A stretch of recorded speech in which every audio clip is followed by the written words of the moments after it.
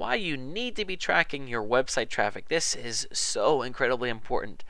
Let's talk for a minute about advertising in newspapers and how frustrating it can be, honestly, because you spend a lot of money on an ad and you have no idea how many people are picking up the newspaper, how many are actually looking at that page, how many are reading it and half thinking about it, how many of them read it and think, I'm going to check it out, but then they forget.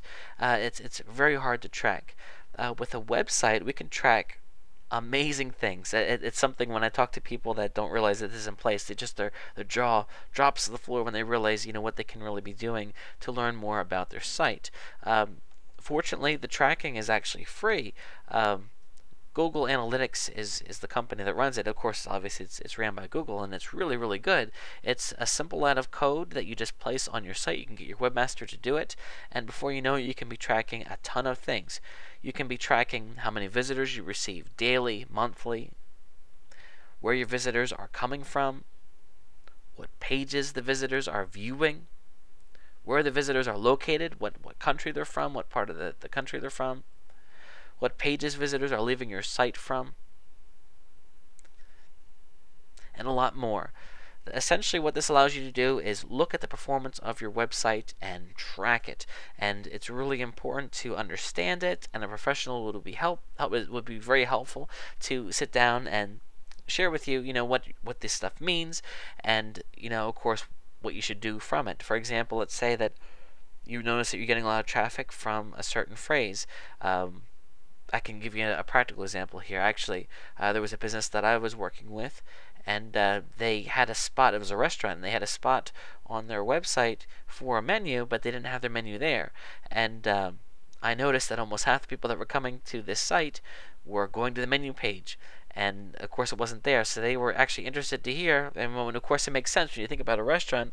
They wanted to see what was on the menu, and that wasn't there. So I would think a lot of these people got frustrated and weren't able to tell if it was their kind of restaurant. So the first thing that we did was we got a menu on there, and once you know it, tons and tons of people were going on it and checking it out. And then my customer loved it because he was able to tell how many people were going to view the page about steaks or the page about burgers or seafood. It kind of gave him an idea of the types of foods that people were interested online. So again, you look at the statistics, you can see where people are coming from. If you run ads on other websites, you can see how many people are coming from that ad and how long they're staying.